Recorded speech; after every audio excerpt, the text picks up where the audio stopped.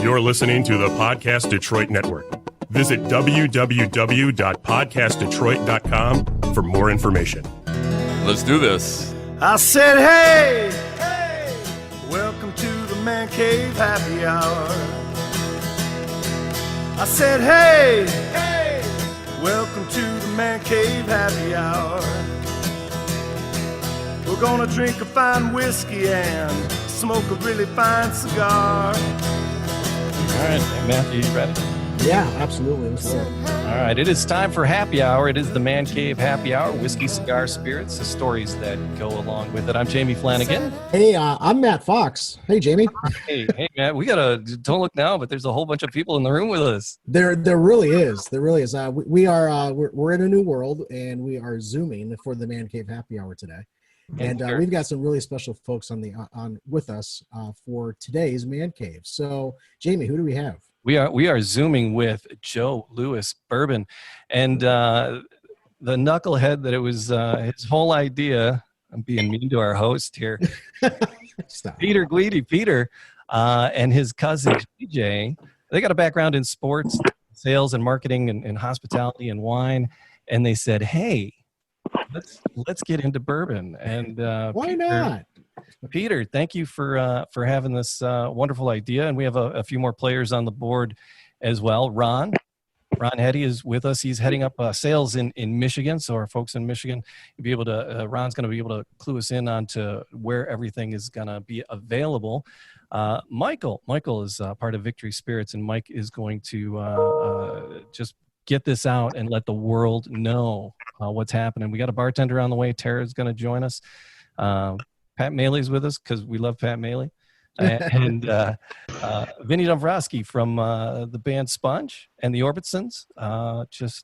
If you know anything about alternative music, those names are familiar to you. And Vinny is an aficionado of music and the spirits. And we're like, hey, Vinny, you want to have a pour? He's like, hell yeah. So that's the lineup for today. But so just a few people we have with us. Yeah. So we're hoping for Joe Louis Jr. has been having some technical problems again, so hopefully he'll be joining us and whoever. But who cares? The party started. Yeah, the party is on, man. It is. It really is. And Peter, where did you get this idea? Why did you want to get into bourbon? You know, it's a great question. My wife and I are hoteliers in Maine. We have a seasonal hotel down on the beach. We're right in the middle of Maine's most happening spot, Old Orchard Beach. And in the evening around 5 o'clock, I noticed a lot of guys milling around. And what I learned was their wives were getting ready for dinner. And so I figured I'd invite them for a glass of whiskey, some bourbon, and try to keep them cool while they waited for their wives. And it turned into a bit of a bourbon culture at our hotel, and it became a thing. People would started to bring me bottles of bourbon, and they started to look forward to hanging out with me in the evening. And one of them bought me a book on the history of bourbon.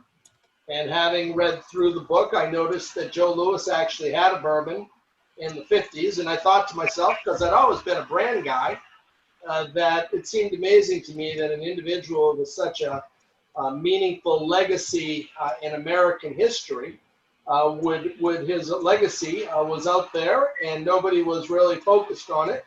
And so it seemed like a really worthy cause, and I love bourbon, and it seemed like a match made in heaven. So we began work on this about 18 months ago, and we're doggone proud to know that we're getting into the marketplace in the middle of a global pandemic.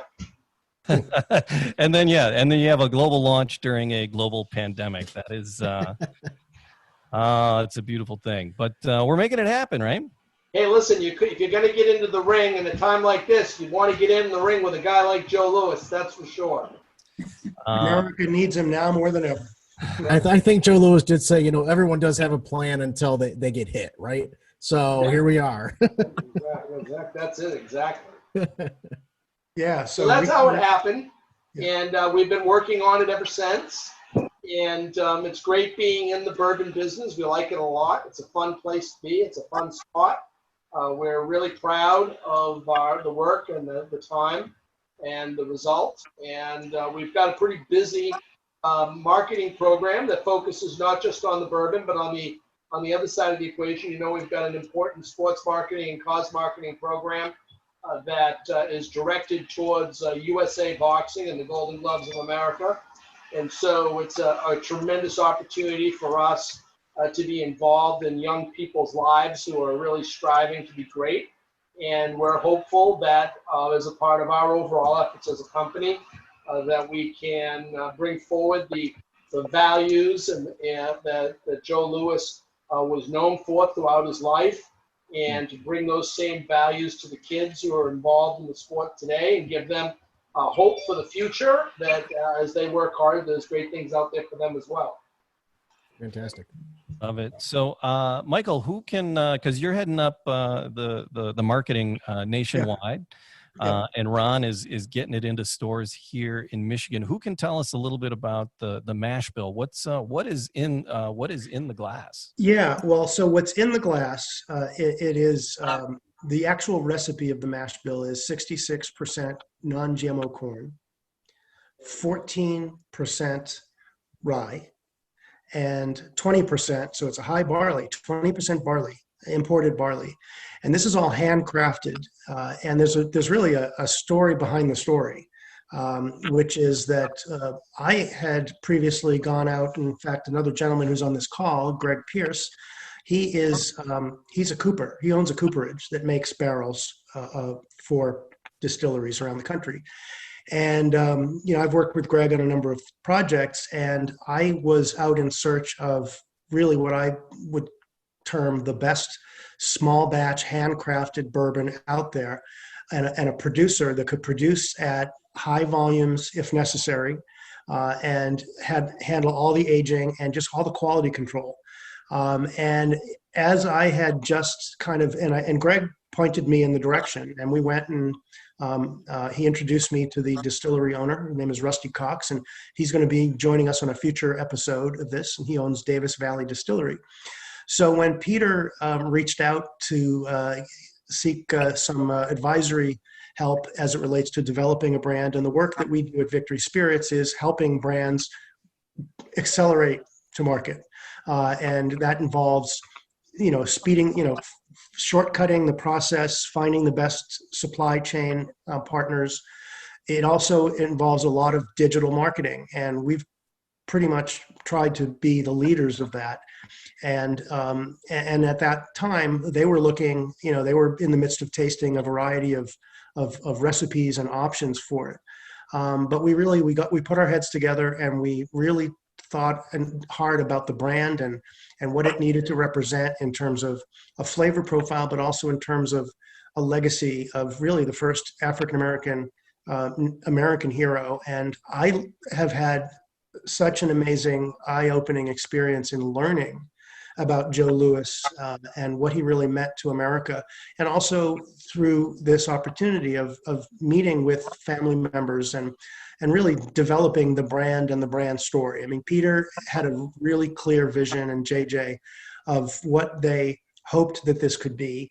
And they really had a very important driving, which is really a foundation of this brand, that to be authentic in everything we do. So, the element of this that's really shouldn't be lost on anyone is that we're proud to share what's in the bottle, where it's made. That's part of the story. It's part of the diversity. And the fact that, if anyone has the time to go read the company page, the Joe Louis Bourbon page is a company link. There's really a lot that's gone into getting this to market, even though it was probably in about a year less than Peter and JJ thought it was going to have to take. Yeah. But it's actually, even more spectacular when you really look at the layers of the story. So, and look, if anything, we're going to prove that digital activation works, and we're going to be leading the way, just like Joe would have done. Joe wouldn't have run away from this fight. And up on the board, right, we see, is that Joe Louis Barrow Jr. II, right? Joe, or are you, Joe, you go by JoJo? And you got to I got to unmute him. Yeah, you got to unmute him. There he is. Oh, hey, buddy. How are you? JoJo, how are you? JoJo, sorry about that. No worries. I've just been listening. Jojo, it's an honor to have you with us. And what does this mean to you, having this brand come back? This has been a very exciting time. It's also been somewhat overwhelming. I can say for sure that had it not been JJ and Peter, and Michael, I would not have done it. I would have, my mother was a firm believer in really pushing, other aspects of my father's life. And we had always kind of tried to stay away from it. But the reality is that, when talking to my agents and when talking to Peter and JJ, I believed in their motivation. I believe that they wanted to truly pay tribute to my father. And so I thought, I think this can be done. And I'm really, really glad that we've done it. I like that. Awesome, man. It's an honor to meet you. And Joe's story is just so amazing. And we're, like I said, we're going to do a few of these, and we're going to dig deep and find out, because there's just so many aspects to his life. And this was such a short run of a brand. And there were so many things that he did, and the story is just simply amazing. We are gonna get deeper into it, and we hope we can be with it. You can be with us as we dive deeper into those. I would love to. The other thing I would love to say is that we've been working on a lot of things. We're in the process of building a restaurant in Detroit, and we're doing other things. And so, one of the things that I was speaking with my partners about just this weekend is it's a real testament to Peter and JJ and Michael, that because prior to them approaching me, we had never agreed to let anybody go into the Detroit market, just because it's such a delicate market. And with us doing things there now, it really says to the level for which we trust them, and we believe in the project. It's a project amongst other projects. It is equally as important as all the others, but they have to work together, because the one thing that I can tell you is, from my perspective and from, in all of my life, the most important thing that I will ever do is guard my father's legacy. And the one thing he was a person who believed in people. I hear a lot of people say, "Oh, he was a great American. He was a great this. He was a great that." To himself, he was just a man doing his best not to screw it all up. And he believed in his heart deeply that we are a walking representation of our own legacies, and what we do today will define how we're remembered tomorrow, and that all of us have that greatness. So really, it's for his fans, and it's for all the people who believe that with a little bit of hard work, together we can accomplish anything. So, all right, we've been talking a little bit, but this is bourbon. We should be drinking. Yeah. So. I'm sick. I can't drink, but no. But I got it right here. Yay! All right. So and we got to talk about the packaging too in a little bit too, because the packaging is just exciting. It's in and of itself. But all right, so Michael, what should we be? I wanted to say something that Jojo and I had a conversation. I don't know, a couple weeks, maybe a month or so back, because he and his family, they're also opening a restaurant in Detroit, Joe Louis Southern Kitchen, and so he had this. He just said, I said, help me understand how this all fits together as part of the legacy. And Jojo, remember what you said to me? You said, my father loved. He believed that food and beverage brought people together. And it was to celebrate great moments and occasions, and that's how he had always celebrated his victories. And it was really very eloquent. And you said, you can say it if you want.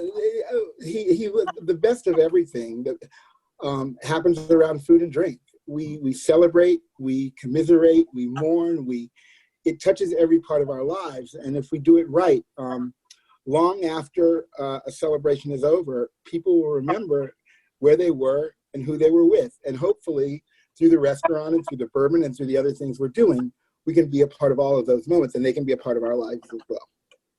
Yeah.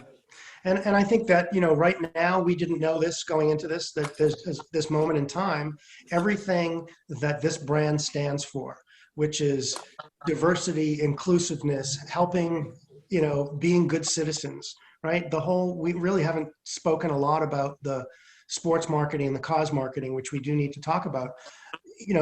This whole brand launch was based around helping to $1 for every bottle goes to USA Boxing.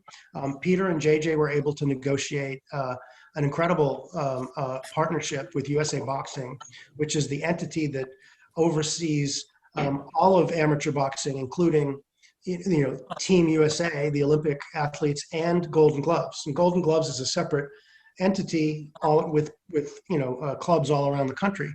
But the launch plan for this was the reason why we were launching in Michigan in April was because the Michigan State Golden Gloves Championships was supposed to be next week, or in 2 weeks.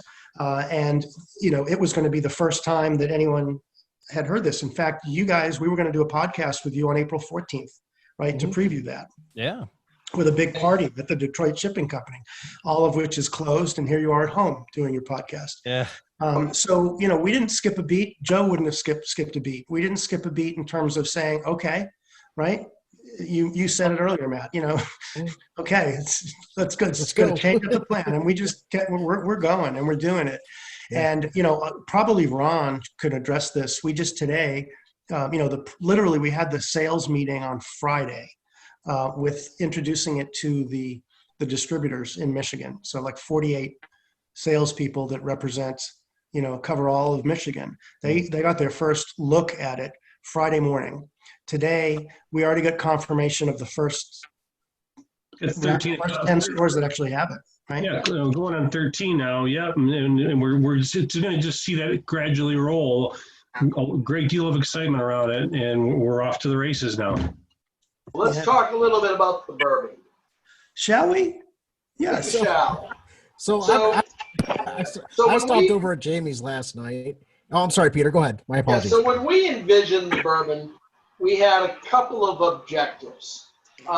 Most importantly, we wanted something that was easily approachable and that the average person could find tasty and palatable and could experience a nice bourbon experience, as opposed to something that might be proofed way high, for instance.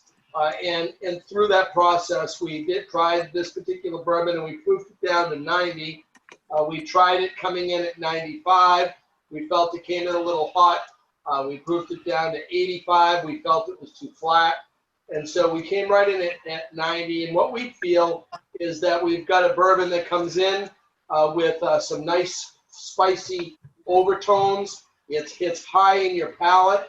And then as it flattens out across your tongue, you taste the corn. It's sweet. And then with all the barley, that high barley count, kind of smooths it right out on the end and leaves a very smooth aftertaste. And that's what I get. That's what I get when I drink this bourbon. All right. What do you guys get? Gentlemen, I haven't dived into it yet. I've been patiently waiting. So, gentlemen, here we go. Cheers, fellas. I stopped over at Jamie's last night to get in. Got a small sample here, and I've been looking at it for the past half hour and then nosing it for the past 10. So, getting a little bit of sweetness on that nose, and I'm kind of looking forward to diving in here. Yeah, you pick up the corn. I think you pick up the corn quite a bit on the nose, and it is a younger whiskey, and so you have to keep in mind that when you're tasting it out, you're tasting something that's 2 years and not something that's 6 or 8, and so it's not really. I think you have to keep the taste profile in those categories, and so I've been. One thing to point out, Peter, is that if anyone goes and looks at, there's a video, what's in the bottle. And one of the reasons why this is a 2-year, but it does drink more like a 3.5 year, maybe 3 year. And part of that is that it is distilled in pot stills. and the heads and tails are discarded. So it's only the heart. And if you go and look at that video, it's on the website. It's on joelouisbourbon.com. It's also been shared on Facebook and Instagram. You'll hear from the distiller in terms of why he does what he does. And in fact, Greg Pierce is on the call, and it's in, char 3 barrels, which, is right in the middle. It's not too char and it's not too light. But it really does have, more character, more body, more mouthfeel than a typical 2-year. And I pick up quite in the aftertaste after you let it sit a few minutes. I think if you taste a lot of pepper on the end. Mm-hmm. Very peppery on the end. That's where we came up with the line for a knockout finish. Ah, there you go. Now I happen to like that pepper on the end.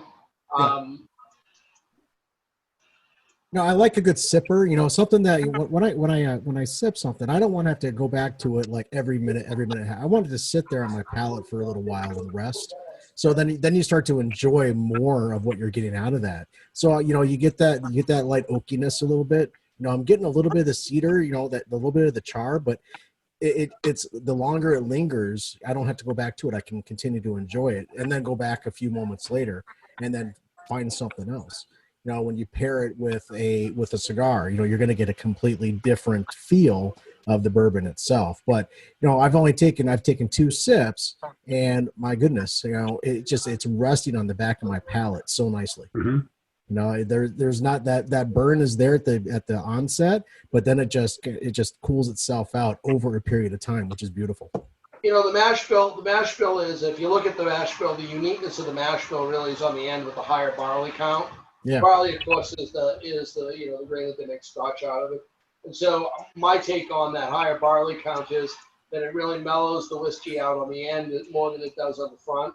And that's how I think that's how I attribute the uniqueness of the mash bill to the taste itself. Yeah. And one other thing I'd just like to talk a little bit about, there's a lot of industry talk about sourced bourbons. Mm-hmm. And one of the things that would be almost impossible to do is to make 4-year-old bourbon, right? It's got to sit for a number of years. And so we looked, when we got into the business, we looked very carefully at sourcing, and it became a real conundrum for a couple of reasons. Number one, the market is hot, and people with bourbon don't really want to sell it. Number two, there's an awful lot of appreciation of bourbon that's in the barrel between the 2nd year and the 4th year, and so finding a straight bourbon is really not the easiest thing in the world to do either. Right. But what we wanted to be able to do really was to create a strategic relationship with a distiller that we could be proud of. Ultimately, our long-term plan for the company is to start to distill our own mash bills, have our own bourbons in our own barrels, mm-hmm. with our own chars, and be developing whiskeys and bourbons that, even though they may not be distilled in stills that we own, they're actually our mash bills and our product, and that our relationship with the distiller is a step beyond just the idea of a sourced vendor, that we really are integral inside of their operation, that they're meaningful to getting the end product that we're looking for on a regular basis. Over time, we hope to produce a wide range of spirits, a rye, a whiskey. We actually have a maple-infused bourbon coming out, be the color of a Myers rum, designed to get into that sweet category and give people something different. And over time, we'll be releasing small batches and cask type offerings. And Joe Louis fought 69 different fights, and all of them had different meanings. Some were very, very important. And so our thinking is that we'll tie those releases to those fights and make stories about each one of those and periods in his life and that sort of thing. I like the straight rye. It's called Down for the Count. Yeah, I love that. Mm-hmm. Mm-hmm. Looking forward to seeing that out there. Yeah, it's fun, right? I mean, and we're gonna have fun. And that's the other thing about this industry, right? You can have fun with it. Absolutely. It's not a stodgy business. People are, drinking some alcohol and getting loosened up. And so. All right, I have a question for Joe. Jojo, I mean, I know that you're not drinking now because you're not feeling well. I hope it's not COVID-19. no, I don't think so. Sorry, as I cough. No. Thank you for that, Mike. Social. Yeah. Oh, okay, so no, but what did you think when you first tasted it? I really liked it, but I love dark liquors. So, I'm not into. You like brown? I love. Is that what you're trying to tell me? Yeah. Oh, stop it, Michael. One thing I don't know if any of you knew that though, but my father, it was really the only thing he drank. He didn't drink anything else. He was a bourbon drinker through and through. Oh, really? Yes, and he would sit at the horseshoe bar in Caesar's Palace, and he'd have his bourbon, and he'd have all his new friends, and my mother would oftentimes have to chase him back upstairs. So you actually, because a big part of the, not a big part, but an important part of the legacy is the time that he spent in Las Vegas. When you were young, I showed that picture earlier. When you were, I don't know how old you were. How old were you in that little Lord Fauntleroy? Oh, I think I was like 5. We lived in the penthouse at Caesar's Palace until I was 11, and it was a magical childhood. I had thousands of people that were my parents, and I ran around and got in trouble. And back in the day, now they have the eye in the sky and they have the real cameras. But back in the day, they used to have guys who would be up in the scaffolding, and they would have binoculars and they would be looking at all the players. And I would get up there and my mother would have a heart attack and they'd have to chase me down. So, I love that. Because there's, one of the things that, and Peter can speak to this as well, but, when this concept was being discussed with the head of USA Boxing and the president of Golden Gloves of America, both of them said, "Oh, I met Joe Louis when I was, 20-something years old or whatever, visiting him in Las Vegas." And so, even though the focus is always on, really what hit Joe Louis, the fighter, the boxer, the hero, there's a whole generation of people all those years that just the fact that they got to meet the man, that he was pleasant and kind and shook his hand. And that's why there's a whole nother category of people who that's what they remember. This really nice guy. You want to hear something funny? I don't know if I've ever said this to any of you. I oftentimes, when people meet me, I'm very good friends with Pete Rose's son. And we used to do baseball card signing shows together. And people would come up to Pete and they'd say, "Oh, your dad was such a great baseball player." And people would come up He's to not me. Jackie Robinson. Right. And the only thing people ever say to me is what a kind human being he was and what a great American he was. And they almost never, ever mention his time, like what he did in the ring. They just almost assume that like people know that, which it's a really kind thing that I've got to experience. And the other thing is that for me, my father's never dead. Oftentimes when people die, families don't talk about them. It becomes kind of this subject that nobody talks about.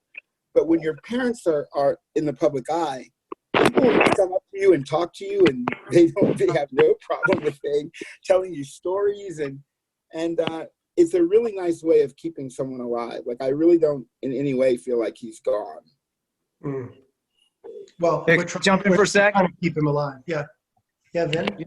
Yeah, Vinny. I was going to ask you. You got to taste it. What did you like there?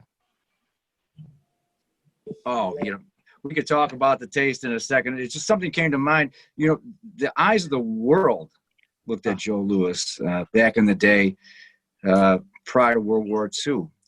I mean, he had 2 fights with Schmeling back in the day, but the second fight, even Jack Dempsey talked about why the first fight didn't work well, but the second fight, the eyes of the world were on Joe Louis, and it's just not boxing, but I think people culturally looked at this as just an amazing thing. So I sit and go, Joe Louis, certainly Detroit has embraced him, but I'm not certain that everybody, culturally speaking, knows how important Joe Louis was to the country back in just before World War II.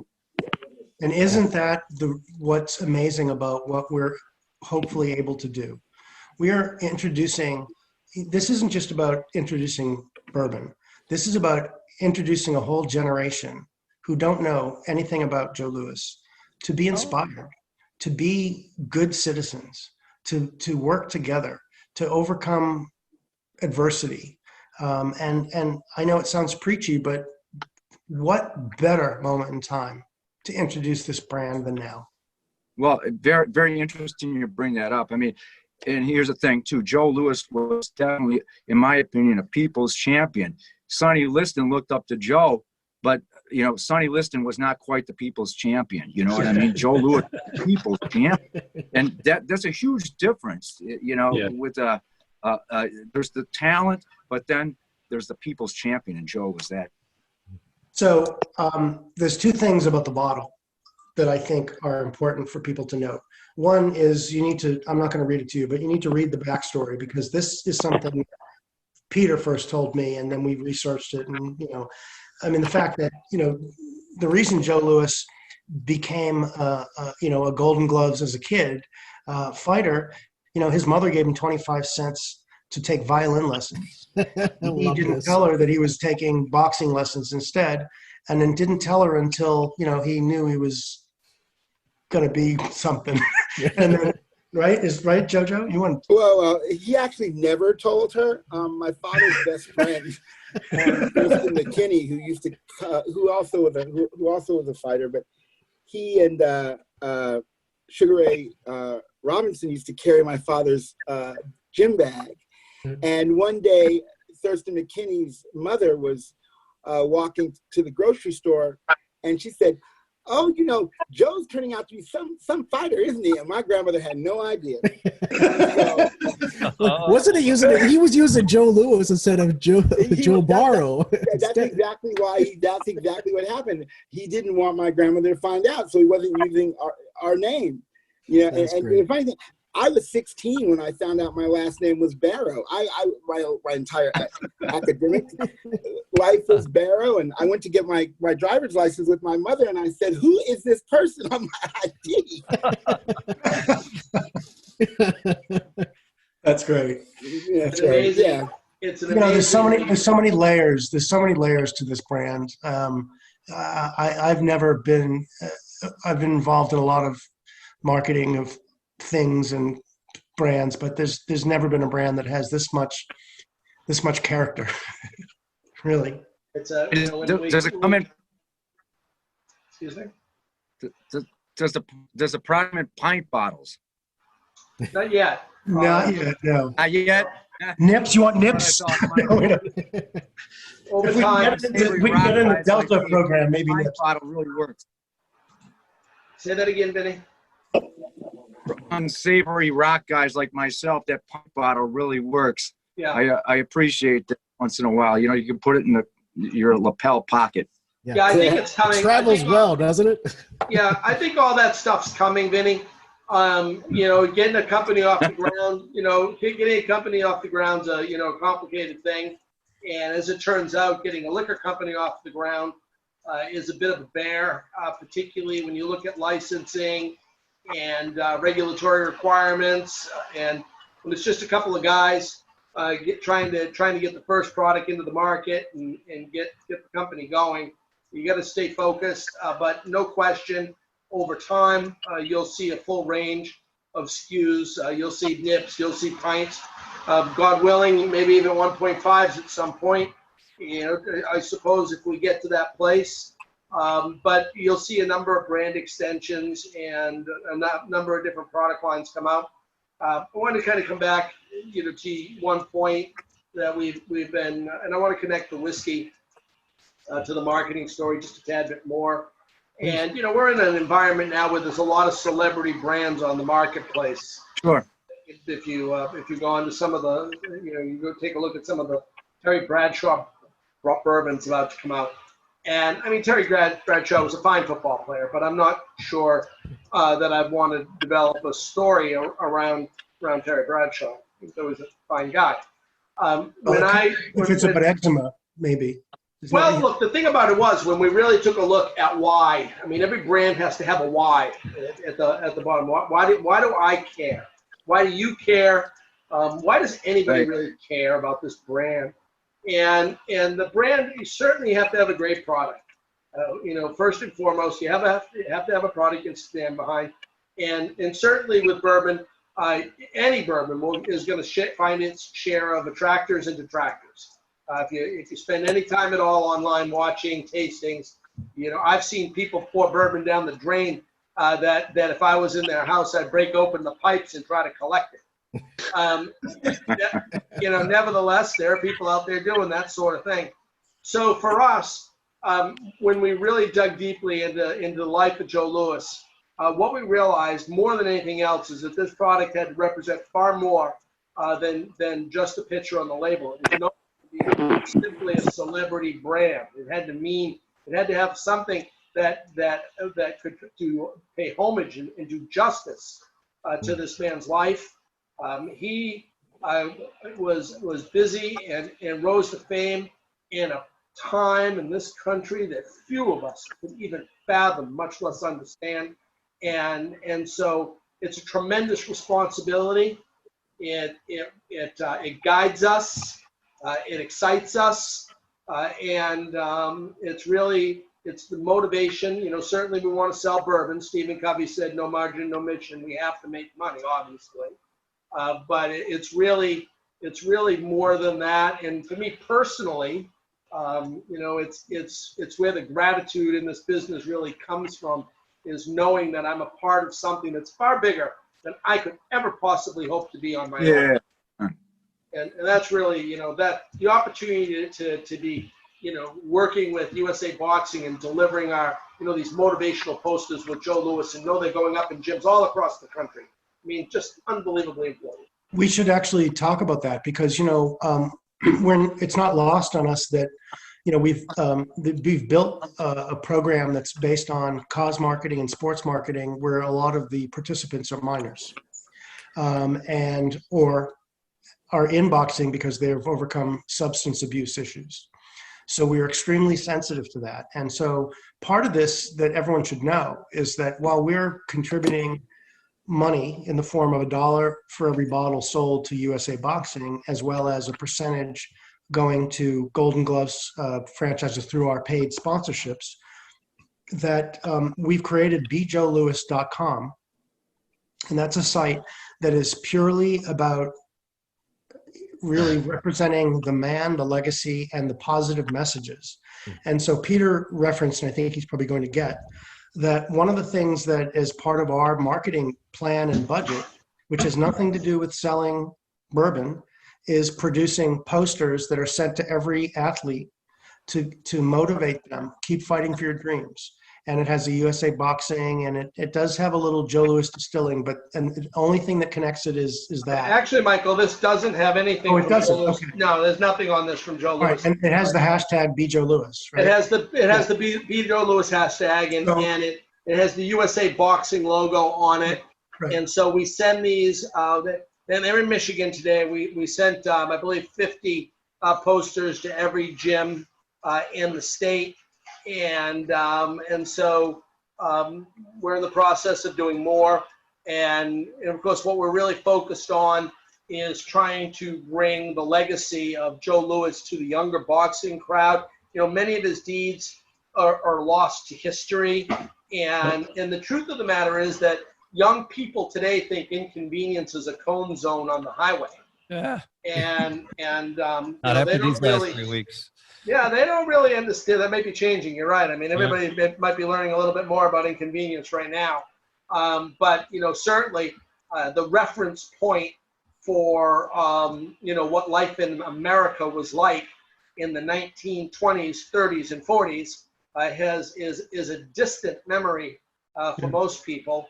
And so people don't necessarily have a full appreciation for just how momentous Joe Louis's achievements were. And so it's going to take some work, but it's our intention to stay focused on that and to continue to produce world-class spirits, build distribution. Obviously, we want to have a successful distribution program. We want the spirit available to Americans across the country. We want to be a responsive company that makes a great bottle of bourbon. But at the same time, we've got our mission.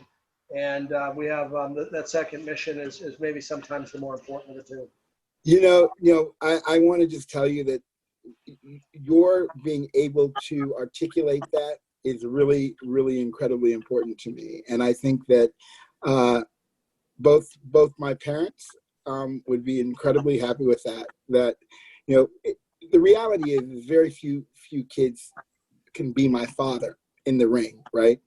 But if they can take just a tad bit of the determination and the focus and the dedication that comes from training and translate that into any other area of their life, whether it be academia or construction, they will be much better people, and they will be much better at contributing to society. And the truth is our young people, they get a lot of bad raps, but deep down, they really are incredible. They're incredible, and we better hope that they stay incredible, because they're gonna. This is all going to be theirs at some point. They're inheriting a mess. Yeah, but I think they'll be proud of us. Ron Heady, who's our marketing manager, business development guy up in Michigan, he's actually a boxing coach, and he runs a program. Ron, why don't you tell us a little bit about Azteca? So yeah, that's how I found out about the Joe Louis Bourbon, was through an email blast that Peter sent to coaches. And I've been a coach with Azteca in Pontiac, Michigan. We have a great program there. We start kids, the youngest is 8, and then we go all the way up to the age of 34, which is Golden Gloves. And typically we'll have 38 to 50 registered boxers any given year. So we're one of the biggest clubs in terms of members in the state of Michigan. So I saw that, and I thought that was a great, interesting connection. And then also being a fellow Detroiter and boxer myself, there's so many things that rang true for me and that connected with me. I boxed for several years, lots of fights. My mother came to one. So it kind of connected back to, Joe hiding it from his mom. She was a fighter, but she just would not go. And I won most of the time. So that was kind of just, it was neat. So to see something like this give back to these kids is tremendous.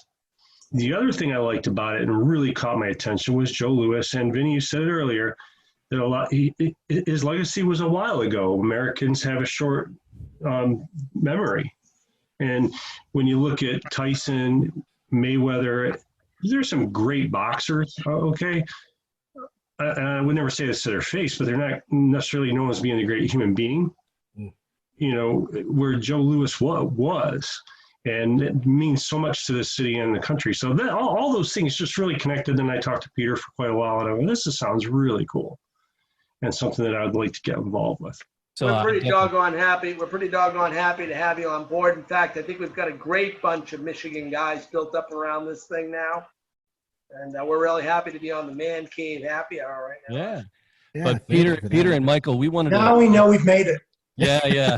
That is the bar is so low right now. All right, but Peter and Michael, we wanted to thank you guys for stepping up with this, because one of the things we wanted to do with this Tastings Tuesday, you talked about how the whole Joe Louis brand is about giving back. And there's so many servers and so many restaurants that are closed or just doing carryouts, and the bartenders are really hurting right now. And so we were going to invite some bartenders in to have some fun. Tara messaged me, and she's having computer issues, so we're going to get her on. She's trying to troubleshoot it. We'll get her eventually. But we're going to tip some bartenders. We're going to give them some money to help them out. Joe Louis Bourbon is being super generous and passing some money forward for that, and I'm super excited about it. So since we don't have Tara, our bartender, Matt, you said you have a recipe, right? I told you what my recipe was last night, and I've been maintaining that recipe this entire time. Yeah, what is it? It's called neat. I don't know about anybody else. Well, can you share with us what the steps are for that? Okay, 1, take bottle. 2, pour in glass. 3, done. So, all right. So can I just say that we do have there's a new tab that we added to the website yesterday. Yeah. Called Drinks, and if you go there, there are a couple of plays on classics. You know, like the Joe Louis Madison Square Garden Manhattan, or the Joe Louis Old Fashioned Knockout Old Fashioned. But there's also an opportunity for anybody who's listening to this to submit their recipes and get, not only get a spotlight on their recipe, but also get some cool swag and potentially be in the running to be a brand ambassador, because we are really looking to align with people who get it, who understand it, who will get as excited as we are about it. So this is our moment to prove that it's people power, right? We can't do tastings. We're not doing Golden Glove sponsorships. We're not literally people not yet, but you will be. Well, we will be eventually, but for now. But we have to make sure it's working now. I feel like I might have taken the red pill. Maybe I should have taken the green one. Which one do you want, man? Vinny, we thought we lost you there for a second. I was bumming because I haven't hit you up yet, because Vinny does a thing called the Beer Sessions with a local brewery, and you and your band get together and you guys play and you promote. You guys are all about the Detroit, and you're all about the Michigan and local, and I love that. And you came back on and did another episode of the Beer Sessions, which was just great. I watched the whole thing, and it was a riot. And so we wanted to pull you in because we know you love Michigan, we know you love Detroit, and it's just we thought between Sponge and then the Orbitsons a little bit more. I tried to describe the Orbitsons to somebody, and I said, well, if Johnny Cash had a love child that was raised in a honky-tonk in Hamtramck, that was the Orbitsons. Yeah. That's really diverse, man. Is that fair? Is that a fair description? Well, at least, it's pretty rough around the edges, fellas. I got to tell you, we go into a bar. Those are the kind of places you walk into, you can't have fear in your eyeballs. You know what I mean? So you go set up and you play some songs to some fellas that might not want to hear what you got to play, but so the songs that we write for that band are pretty rough around the edges. But we're described as kind of a honky tonk band where there's no honky tonks anymore, particularly in Detroit.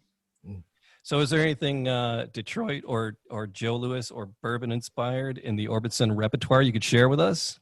I see a guitar hanging up behind you, man. We certainly have plenty of whiskey songs, but it's when you talk about the legacy of Joe Louis, I sit and go, we sing drinking songs, we sing songs about access, and that's what goes hand in hand with the events and the gigs that we play. But I don't mind talking about the bourbon. I got to tell you. First of all, I look at that bottle, and I talked about the pint bottle because I could have swore I saw something on the site, but then I just look at the bottle. If I'm looking at that bottle in a hotel or a bar, I'm interested. I'm going to want to order a glass of that neat. That's what interests me initially. I go, it looks like $1 million. That looks fantastic. So the legacy, and the name and the look of that alone, you want to maintain in the taste. And I think you guys did a real great job. I looked at a description online about what you guys have done, and it's pretty right on. I mean, I get the spice right up front, but the corn thing I don't get till later on. But so we can understand a little bit about what you guys call small batch. Is a small batch still a blended batch? No. Bourbon? No, it's not blended at all. No. It is. It's a small batch, single. In other words, it's only made. I mean, we're making it. You know, it's one. Okay, so big producers use column stills that have like it's all flowing through it. These are, you know, I mean, it's not small, but it's 2,500 gallons at a time, and it's you know, and the heads and the tails are sucked out. So it's literally there's manual labor involved in that. Let me add some definition around this for Vinny. I think so. Vinny, a blended bourbon, if you can imagine, you went out to one of the large bourbon producers, and there's a couple of them out there that produce an ocean of bourbon every single year, and they have mash bills that they create those bourbons, and they are continuous stills, as Michael was mentioning, and we think that's, you know, it's you know, obviously an industry standard for distilling. It's one of a couple. We don't think it's optimal. There's better ways to do it, we believe. But if you were producing an ocean of bourbon, that's what you would do. And so a blended bourbon is when you say, okay, there's 6 or 7 different mash bills, and I'm going to produce X number of gallons. And so I'm going to make a recipe. I'm going to draw down, you know, 1,000 gallons of this and 400 gallons of that, and 100 gallons of that. I'm going to mix it all together. And that's going to give me my taste profile. And so we don't blend our bourbon. Our bourbon is all of the same mash bill. Now, what is also true is that every barrel treats a bourbon differently through the aging process. No 2 bourbon barrels are identical. And so we do take all of our bourbon, which is all the same mash bill, which has gone into all, generally speaking, the same types of barrels and aged basically the same amount of time. It does all get mixed together. That's not a blended bourbon. Got it. Okay. So you know, they and mostly one of the, and this kind of goes back to that whole conversation about the whole, you know, is a sourced bourbon a legitimate bourbon? Is sourced bourbon, you know, authentic or is it something different than that?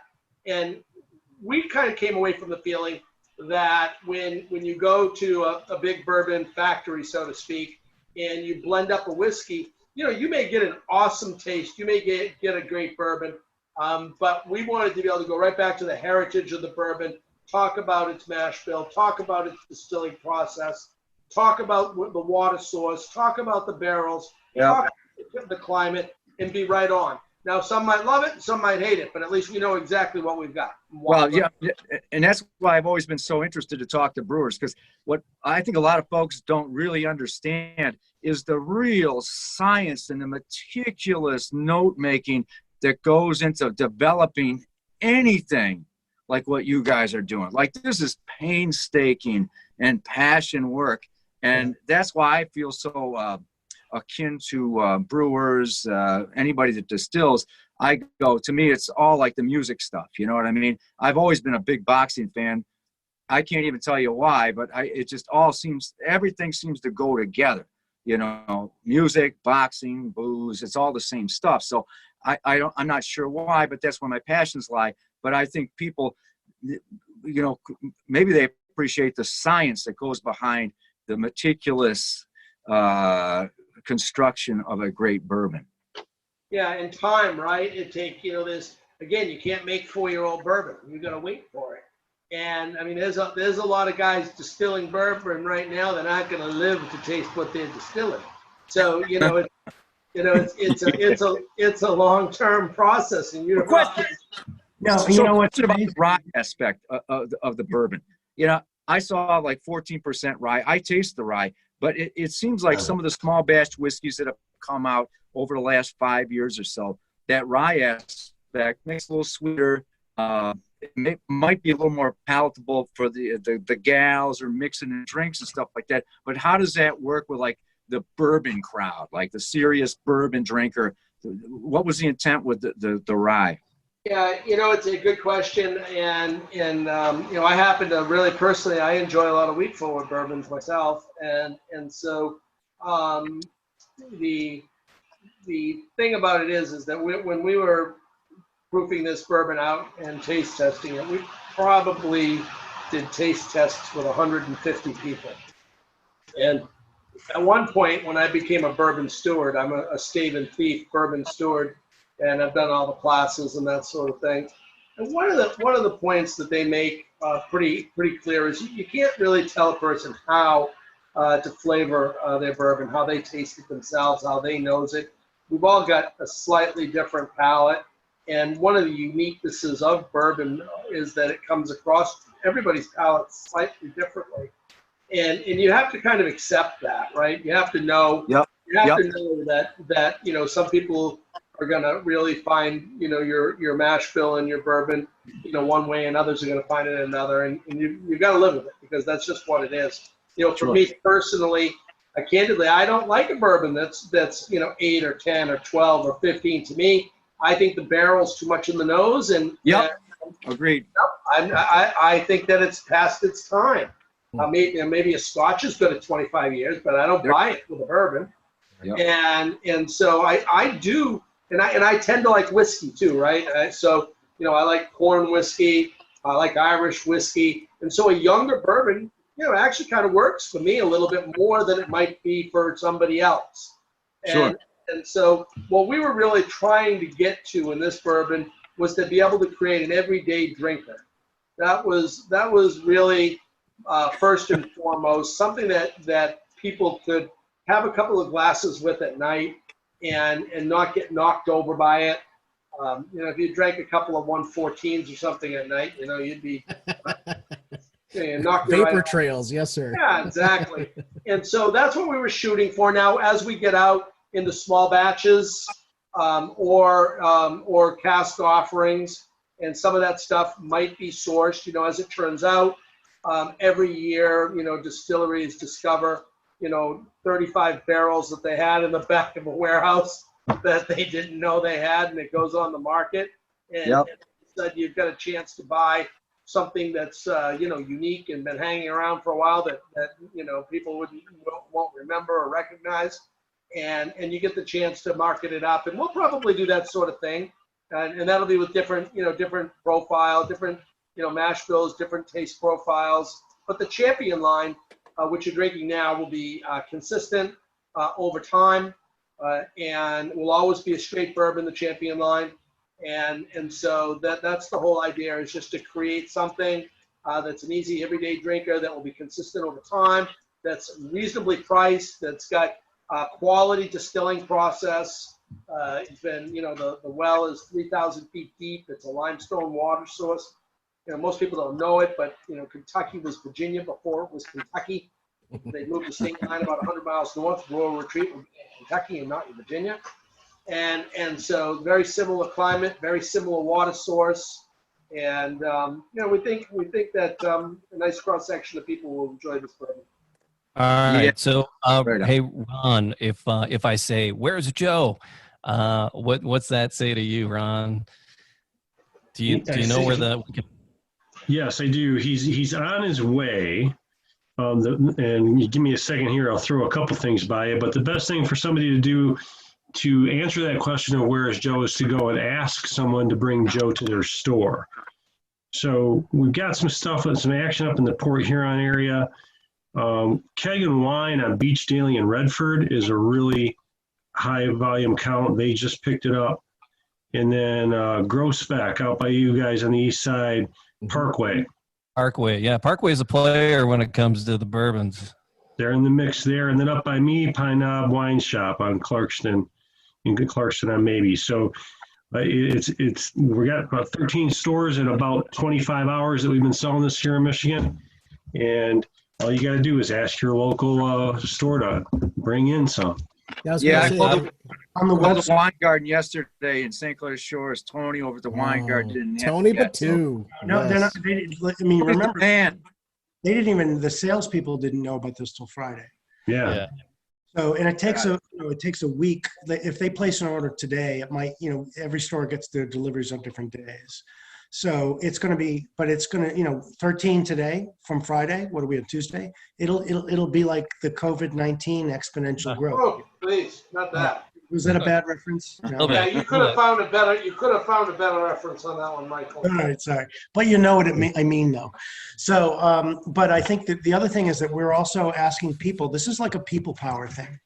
We're asking everyone who wants it, call their liquor store, ask for it. And if they go in there and they find it, take a picture, post it with the hashtag Here's Joe, and also tag the location of that place, whether it's Facebook, Instagram, doesn't matter, and then be entered to win like swag. We've got rocks glasses, we've got coasters, we've got bracelets that have a B. Joe Louis motivational thing on it. And the other thing that I wanted to tell you is that, you know, people talk about, we're not a big corporate entity, right? This is a small startup, you know, but with passion and with skills, right? We kind of have some people who know what to do. People can also invest in it. There's a thing called the Bourbon Bond, thebourbonbond.com. And this is the first time that anyone who's not a big player, they have to be accredited investors, but they can invest in this bourbon that actually becomes Joe Louis. So this is like really power to the people. I like that. I would like to do a shout out, if I could, to the guys at Mega Beverage and the guys at Woods Wine, and let them know that right now, given the situation with people around the country, we sure could use an online presence. And if those guys would help us, if we could get into those locations right now, that would be a huge thing for us. So little shout out to the crowd out there. Anybody knows those folks, please ask them for Joe Louis Bourbon. It'd be a great help to us. Yeah. And Peter, I have one request for you before James, sorry to interrupt. So my first edition bottle, I just actually broke the thing. Can I get another one? Oh. Because I know that after this, they're going to have the champion of them all is back, and that's what's going to be the classic. Yeah, let me show everybody that's the difference. You see, so the new tag is a takeoff on the poster, and on the back it does still have the commemorative coin, the Congressional Gold Medal. And then on the inside, it shows the USA Boxing and the Golden Gloves logo. Right. So this is the original, and there were the first shipment had these, and so if you find one like this, it's truly a collector's edition, and I need another. There aren't many of them. I broke mine off too. Let's talk about the brown bomber.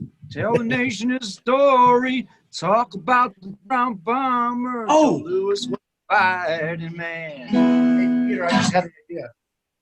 Why don't we sponsor a concert? Oh, Michael, slow down. I like that, man.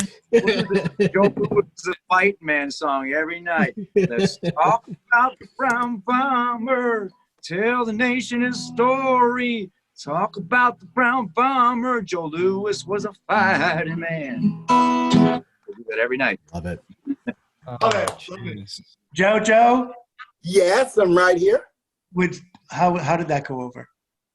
I don't know if you know this. Do you know that there are more songs written about my father than any athlete in history? Everybody's talked about your dad. Everybody.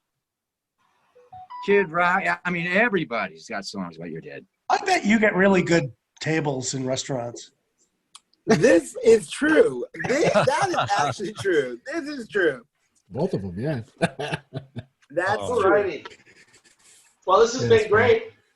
Yeah. Vinny, you got that guitar in your hand. You feeling anything? I just think irresponsible songs about whiskey. I was thinking about a song for all the fellas that are locked in their house. It's called I Think I Drank My Wife Away. You ever heard that? Go for it, man. I did that. Lately, I've been drinking too much whiskey. I've been getting drunk most every day. I can't sober up to face the heartache. When that I drank my wife away. Told me to stop drinking or she'd leave me. I never heard one word she tried to say. Instead of holding her, I held the bottle. Think I just drank my wife away. A little more, here you go. So pour me a double shot of whiskey. Till I drink up all my pain. Between Joe Louis Bourbon, George Dickel, and Jack Daniels. I think I just drank my wife away. That's how that one goes. That was awesome. Thank you for that. Awesome, man. Thank That was you. awesome. Yeah. So Orbison's plays around the Metro Detroit area like all the time. You guys, you Sabbies and just down at Jamex, and you hit the town all over the place. And Sponge has a bunch of dates, God willing, through the summer that you guys are going to play as well. So is there what's the Facebook or a website for Sponge and Orbison's? Well, you sure are an optimist. You should have said we're going to list all the Sponge shows that were canceled. Yeah. There's always Zoom. There's always Zoom. Well, look, guys, I understand Detroit is in the middle of a hot spot. I mean, JoJo's in New York. Stay safe. Detroit. I've got a doorman. Man, we love coming out. We spent so much time out in New York, Long Island.